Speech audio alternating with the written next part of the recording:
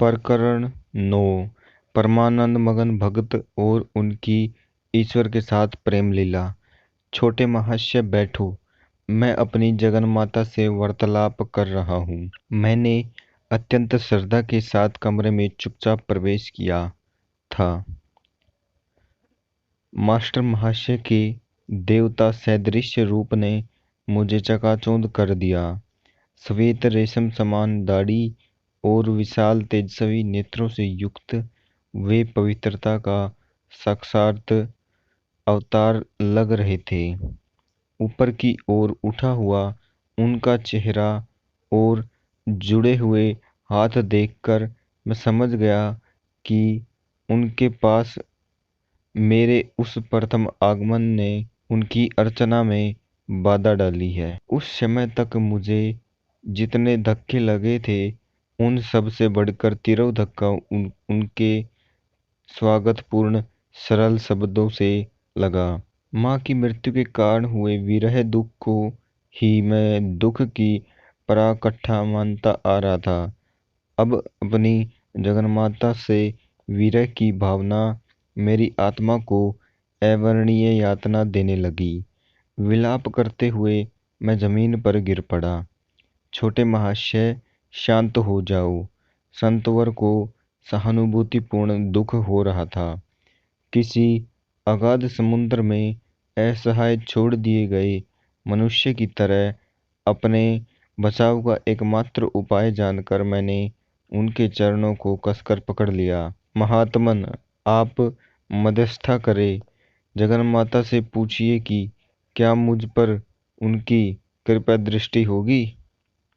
इस प्रकार की मध्यस्थता का वचन सहज ही नहीं दे दिया जाता। अतः महात्मा चुप रहने पर बाध्य हो गए। मुझे समस्त शंकाओं से पूरे विश्वास हो गया था कि मास्टर महाशय वहाँ जगन्माता से घनिष्ठता के साथ वार्तालाप कर रहे थे। यह सोचकर मैं अत्यंत अपमानित अनुभव कर रहा था कि मेरी आंखें जगन्माता को देख नहीं सकती, जिन्हें अभी इस समय भी उस संत की निर्मल दृष्टि निहार रही थी।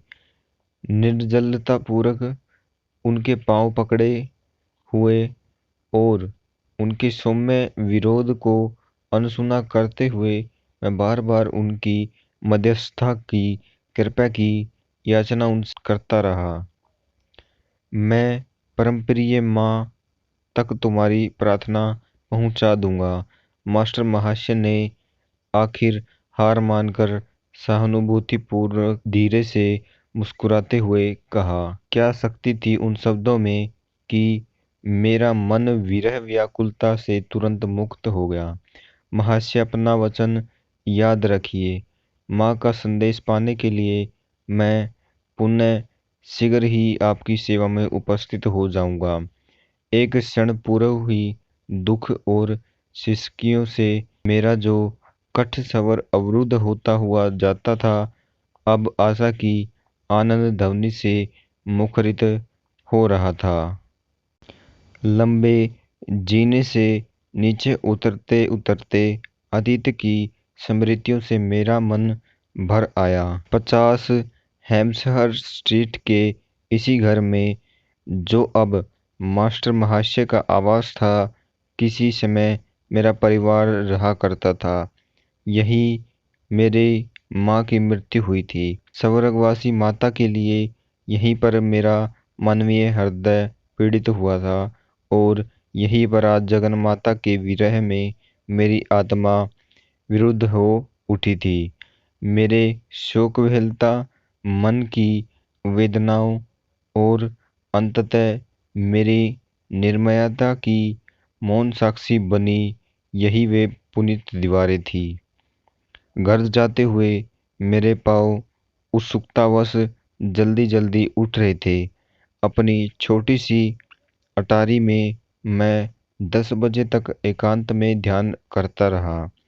उष्ण रात्रि का अंधकार अचानक एक अद्भुत दृश्य के साथ प्रकाशमान हो उठा। दिव्य आभायुक्त जगत जननी मेरे सामने खड़ी थी। मधुर स्मित करता उनका मुखाविंद परम सौंदर्य का मूर्त रूप था। सदा ही मैंने तुम्हें प्रेम किया है, सदैव मैं तुमसे प्रेम करती रहूंगी। उनका दिव्य स्वर अभी वातावरण में गूंज ही रहा था कि वे अदृश्य हो गई। दूसरे दिन प्रातःकाल सूर्य ने क्षितिज पर अभी झांकना आरंभ ही किया था कि मैं मास्टर महाशय के घर पहुंच गया। हृदय विदारक स्मृतियों से जुड़े उस घर की सीढ़ियां चढ़कर मैं चौथी मंजिल पर उनके कमरे के सामने पहुंच गया। बंद दरवाजे की मूठ पर एक कपड़ा लिपटा हुआ था, जो शायद इस बात का संकेत था कि वे एकांत रहना चाहते हैं। मैं दरवाजे के सामने दुविधा में खड़ा था कि इतने में मास्टर महाशय ने स्वयं ही दरवाजा खोल दिया। मैंने उनके पूज्य चरण कमलों को प्रणाम किया। दिव्य उल्लास को छिपाते हुए मैंने विनोद भाव में अपना मुख गंभीर बना लिया। महाशय, आपके संदेश के लिए मैं आ गया हूँ। मैं मानता हूँ कि अति भोर में ही आ गया हूँ। क्या प्रिय जगत जननी ने मेरे विषय में कुछ कहा? नटखट छोटे महाशय, इसके अतिरिक्त उन्होंने कुछ भी नहीं कहा। स्पष्ट था कि मेरी गंभीरता का नाटक प्रभावी नहीं था। इतनी गूढ़ता, इतना छल क्यों?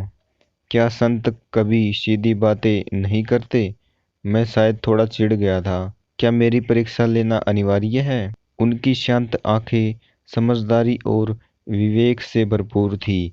कल रात को 10 बजे समय दिव्य रूपा जगन माता ने तुम्हें जो आश्वासन दिया, उसके बाद भी अब मेरे लिए कहने को कुछ नहीं बचा है। मेरी आत्मा की खिड़कियों को खोलने की कुंजी मास्टर महाशय के पास थी। मैंने पुनः उनके चरणों में साष्टांग प्रणिपात किया, परंतु इस बार मेरी आंखों से जो आंसू बह रहे थे वे अतीव हर्ष के थे, दुख के नहीं। क्या तुम सोचते हो कि तुम्हारी भक्ति ने माता की अनंत करुणा को नहीं छुआ है?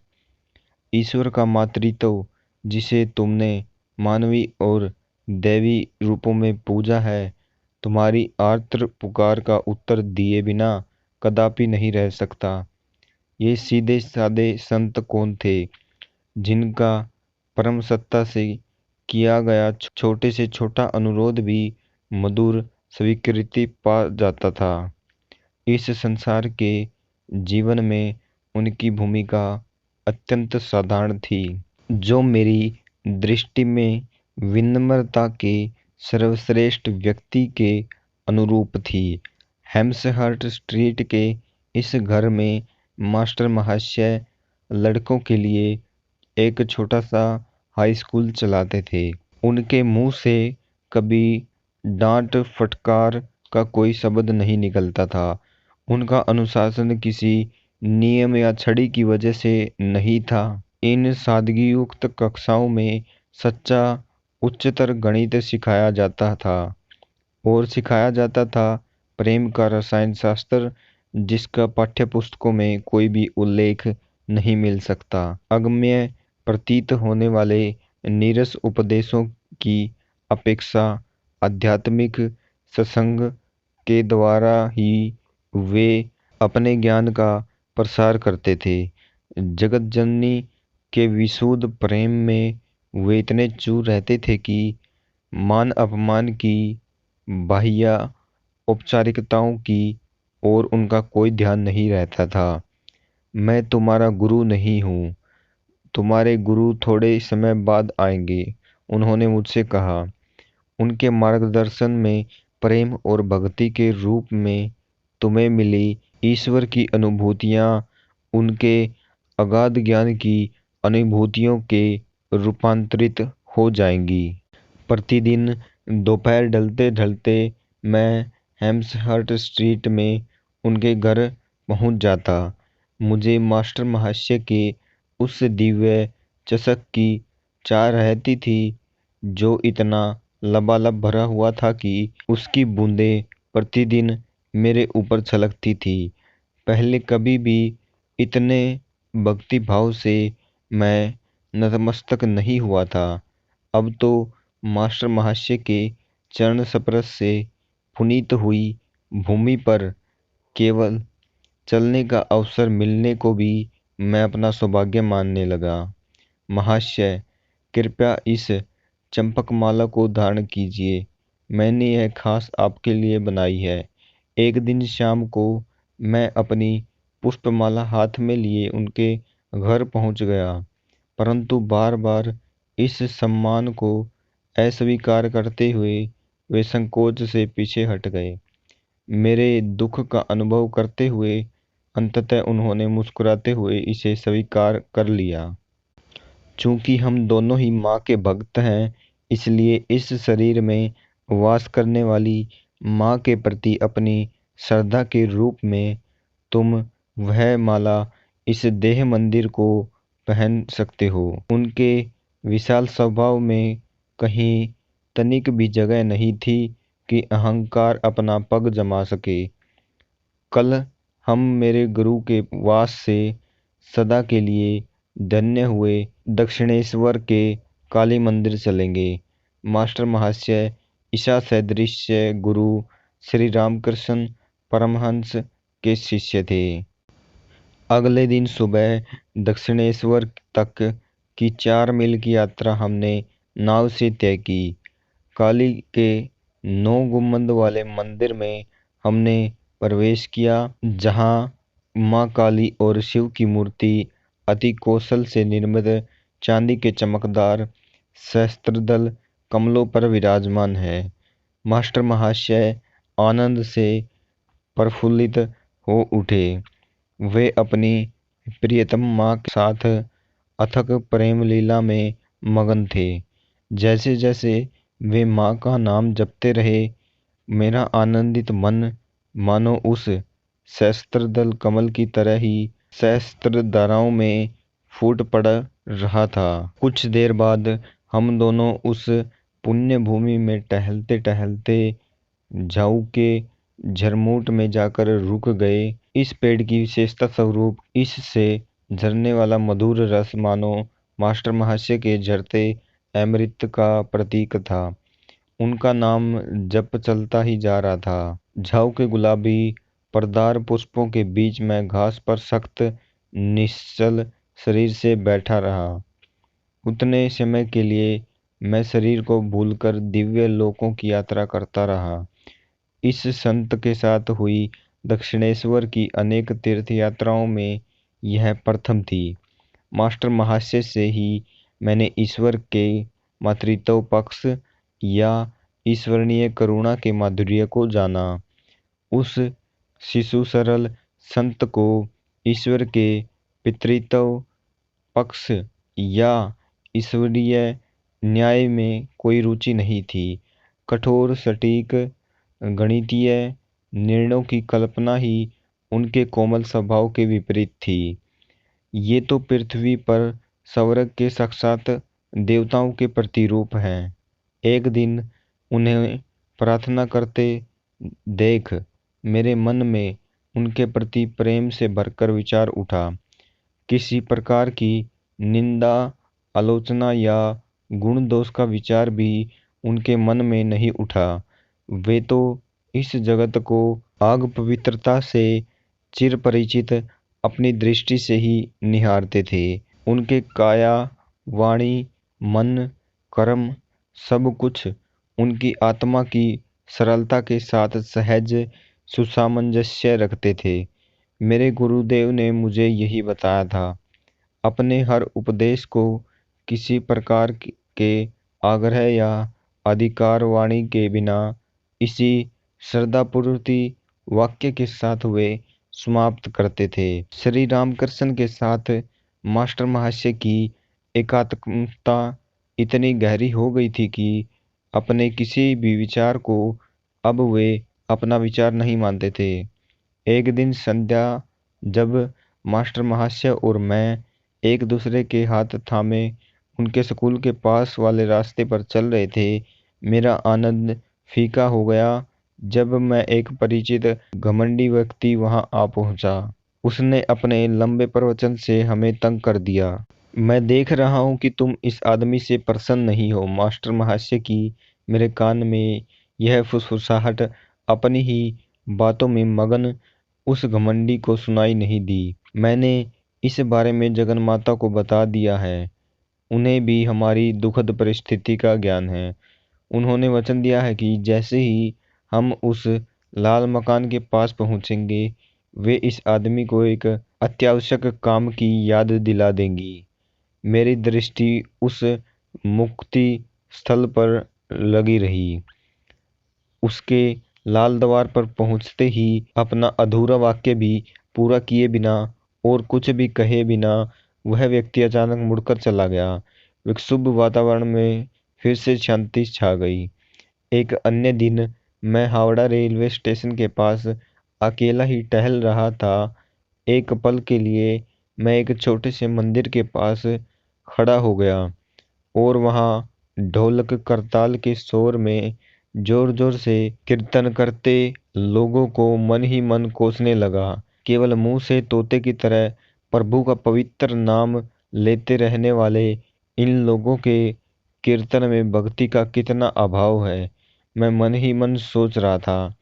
अचानक मास्टर महाशय को तेज कदमों में अपनी ओर आते देखकर मैं विस्मित हो गया। महाशय, आप यहाँ कैसे? उस संत ने मेरे प्रश्न का कोई ध्यान न देकर सीधे मेरे मन के विचार का उत्तर दिया। क्या यह सच नहीं है छोटे महाशय कि प्रभु का नाम किसी भी मुख से क्यों न निकाला हो, मधुर ही लगता है, चाहे वह मुख अज्ञानी हो या ज्ञानी का। उन्होंने स्नेह पूर्वक एक हाथ से मुझे अपने अंक में भर लिया। उनके जादू के गालीचे पर सवार होकर मैं तुरंत जगतजननी के दयामयी सानिध्य में पहुंच गया। क्या तुम बायोस्कोप देखना चाहोगे? एक दिन अपराह को एकांत प्रिय मास्टर महाशय से यह प्रश्न सुनकर मुझे आश्चर्य हुआ। उस समय भारत में चलचित्र को बायोस्कोप कहते थे। मैं सहमत हो गया। किसी भी कारण से क्यों न हो, उनके सानिध्य में रहने का आनंद मेरे लिए पर्याप्त था। द्रुत गति से चलते हुए थोड़ी ही देर में हम कोलकाता विश्वविद्यालय के सामने स्थित बगीचे में पहुंच गए। मास्टर महाशय ने दीघी के पास स्थित एक बेंच की ओर इशारा किया। यहाँ कुछ देर बैठते हैं। मेरे गुरुदेव ने मुझे बताया था कि जब भी कोई जलाशय दिखाई दे तो ध्यान करना चाहिए। यहाँ यह शांत जल ईश्वर की विराट शांति का स्मरण कराता है। जिस प्रकार जल में भी सभी वस्तुओं का प्रतिबिंब पड़ता है, उसी प्रकार संपूर्ण ब्रह्मांड विश्व चैतन्य में प्रतिबिंबित होता है, मेरे गुरुदेव प्राय कहते थे। थोड़ी देर बाद हम विश्वविद्यालय के एक कक्ष में गए जहां एक लेक्चर चल रहा था। बीच बीच में स्लाइड से चित्र भी दिखाए जा रहे थे, किंतु वह लेक्चर और स्लाइड शो दोनों ही समान रूप से अत्यंत नीरस थे। तो ये है वह बायोस्कोप जो मास्टर महाशय मुझे दिखाना चाहते थे। मैं अधीर हो उठा, परंतु चेहरे पर उकताहट का कोई भाव लाकर मैं मास्टर महाशय को दुखी नहीं करना चाहता था।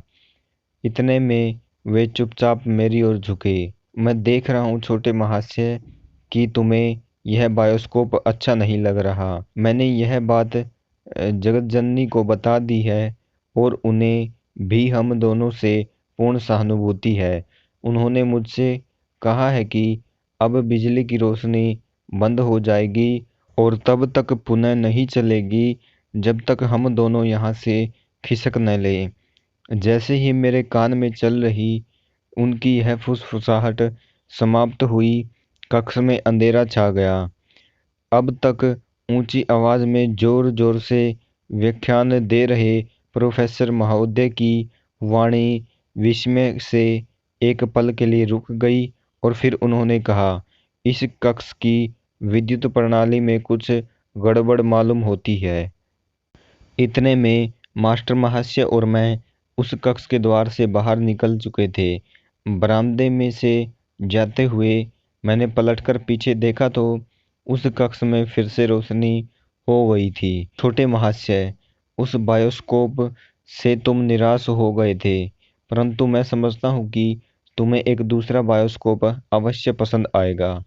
मास्टर महाशय और मैं विश्वविद्यालय भवन के सामने एक फुटपाथ पर खड़े थे। उन्होंने हृदय के स्थान पर मेरी छाती पर धीरे से थपकी दी।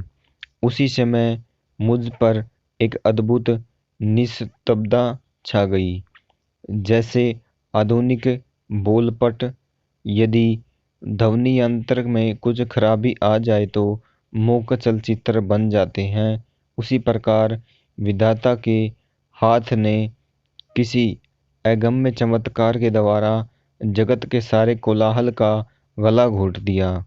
पद यात्रा, ट्राम गाड़ियाँ, मोटर कारें, बैलगाड़ियाँ, लोहे के चक्कों वाली घोड़ा गाड़ियाँ सब बिना कोई आवाज किए इधर उधर जा रहे थे।